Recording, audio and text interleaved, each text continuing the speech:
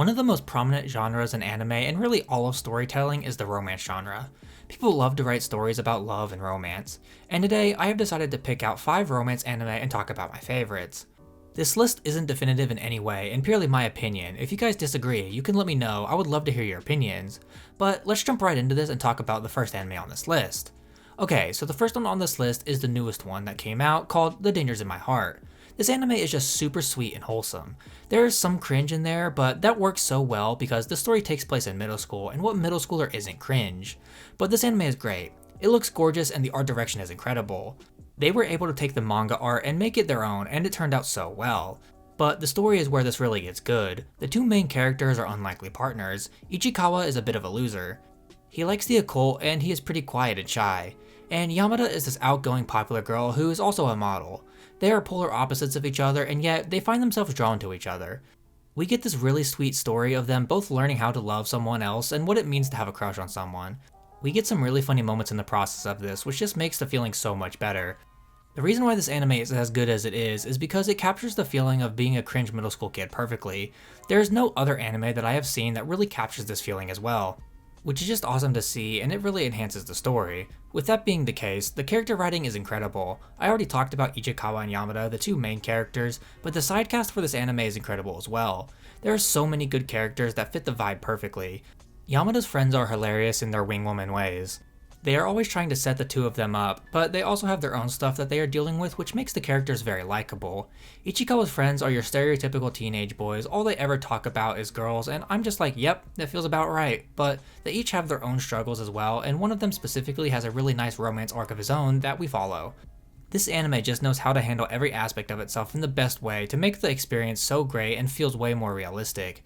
Kaguyasama is an anime that is extremely popular and for good reason, because it's great. This anime is really funny, which is the main thing that makes it so good. It does have an actual story that develops slowly as we are watching, constant jokes happening in every episode, and the story is great as well. We see 2 people who are way too stubborn for their own good trying to get the other person who they know also likes them to confess first because they don't want to lose the arbitrary war that they've started with each other. And that is what makes this so funny. The best part about this is that despite it taking 3 seasons for the confession, it doesn't feel dragged out. It came naturally and in the best way possible. This anime is also animated really well. There are some moments that are jaw-dropping, like the ending of season 3, and there are also moments that are way funnier because of how they decided to draw it. They really have done an incredible job with every aspect of this anime. This anime has a great vibe to it that makes it work really well. The characters are great. Shirogane is the guy who comes from a more middle-class family in a school full of rich kids, and he stands out.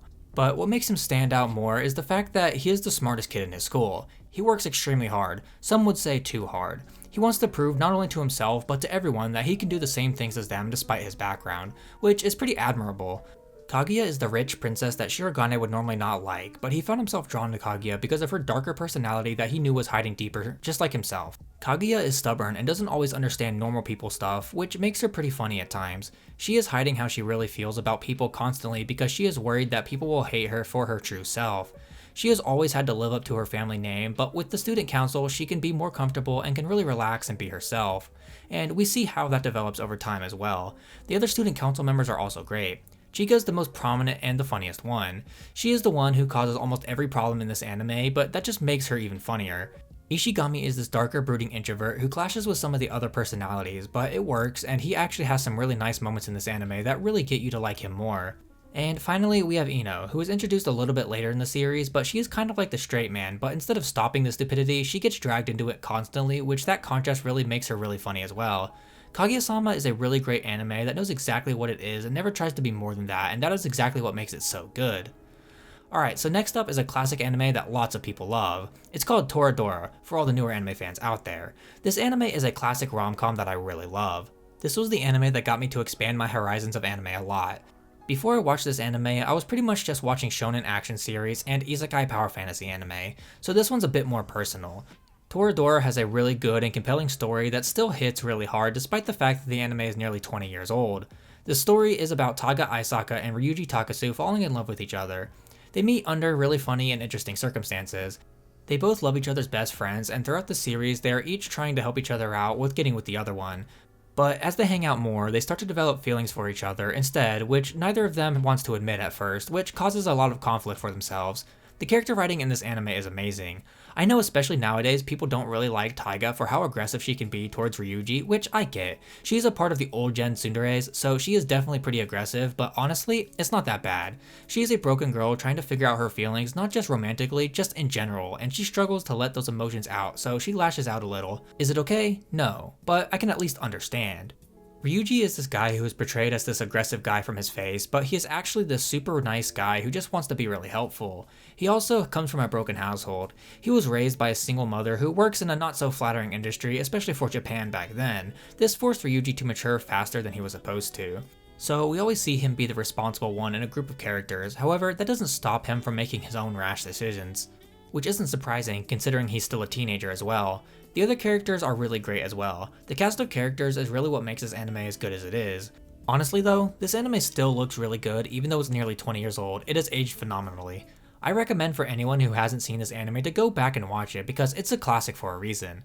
Alright, this next one is one that I don't really think anyone will be all that surprised about who has seen it, and I'm talking about the anime called Fruits Basket, specifically the remake. This anime is godlike. It is gorgeous as all hell. It is well animated and the redesigns are really nice. It's just a solid anime all around from a technical standpoint. The story is also amazing. The way that this anime portrays the broken characters in a realistic way while also having its supernatural element is just incredible. This anime is all about healing and finding your purpose beyond what you have been told.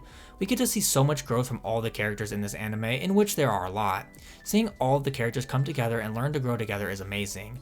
What I really like is that Toru was there to support everybody, and they were all there to support her when she needed it the most as well, which just goes to show you the bond that they have all formed together. The characters are by far the best part of this anime. Although the story is incredible, it wouldn't hit anywhere near as hard if it wasn't for the amazing character writing. Toru is such a great protagonist. She is happy and bubbly and a little stupid, but not in a bad way. She always tries to be positive because she knows that's what her mother would want. She never lets anyone see that she is struggling while also helping everybody else out with their own problems. That's what really makes her such a great character. She's selfless, which works really well for this show. Kyo is always this aggressive, brooding character, and at first we have no idea why he acts the way he does. But as the story goes on, we learn more and more about his life and just how bad everybody in his life has treated him for something that he can't even control. So he has always chosen to keep a distance from people because of that. But he eventually starts to open up more and more with not only Toru but the other members of his family who are also slowly starting to accept him as well. He's a really nice guy who's had a really rough life and accidentally takes it out on people to avoid growing closer, but that is why he is one of the best characters in the Somas. Yuki is another character who has a pretty dark past and tries to keep his distance from everyone. He's not outright aggressive like Kyo, but he keeps himself closed off and never lets people see how he really feels. He struggles with his emotions and really wants the connection he's never had. We get to see how this all plays out, and Yuki's growth by the end of the anime is incredible. He finally starts to open up to people and is even starting to make friends outside of the family, which is awesome. Fruits Basket hits you in the feels like no other anime ever really can, and that's why it is so awesome. Alright, the last anime I'm going to talk about will literally be no surprise to anybody who has been on this channel for a long time, and that is because I have talked about this anime a lot. It is one of, if not my favorite anime of all time, and it's called Clannad. This anime is amazing for so many reasons. Firstly, from a production standpoint, it still looks really good even today, but I guess that's thanks to Kyoto Animation. The only thing that hasn't aged super well is the big eyes of the characters. That's not something that is really done in anime anymore, but other than that, it looks great. The story is godlike. I know there are some people who hate how slow the anime is, and I get that, but this story needs to be a slow burn so the moments that hit that much harder. You can't have an emotional masterpiece like this if you don't give it time to breathe so you can really enjoy the characters. This is a really good story about family, loss, friendship, and just learning to appreciate life. This story does such an incredible job of telling the story it wanted to tell while also getting you invested in the characters to the point that you will cry multiple times while watching this anime, and that's okay. The characters are amazing. The main character Tomoya goes through so much development in the series. He really matures by the time we see him at the end of the anime. Of course, that's because he's actually an adult by the end, but even still, he really grows a lot and he takes his experience and tries to correlate it into being a better person. He learns a lot and grows a lot, and that is what makes him an amazing main character. Nagisa Furukawa. Where do I even begin? I love her character. She's funny, charming, and extremely selfless. She has dreams, but she constantly puts her dreams aside to help others. In the end, those people she helps ends up helping her achieve her dream as well. But that's not why she helps them, she's just a good person. Then, let's get into the big elephant in the room, her sickness. It is handled extremely well and even makes me reflect on myself when I was younger and used to get sick all the time. Her sickness feels very worrying throughout the show, but never more so than towards the end. If you know, you know. Nagisa is just such an awesome character that I love to see her story develop in this anime. The other prominent characters in this anime are great as well. There are some that have full-blown arcs like Fuko and Kotomi, but then there are also others who are just prominent characters throughout the show like Kyo and Tsunohara. All of them are really fun characters who bring a lot to the story, and they all really feel like friends, which just enhances the story that much more. Clannad is one of the best anime ever, and I will stand by that statement because it's amazing. There are so many good romance anime out there, but it is hard to pick a favorite. I had a hard time picking anime for this list because there are so many good shows out there, but this was the list I decided on.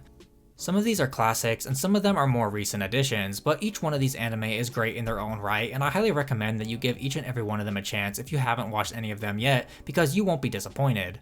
Okay, that was the video. If you liked it, be sure to leave a like on the video, and subscribe as well. It helps out a ton, and if you do decide to join the community, then I guess I'll see you next week with another video. Bye!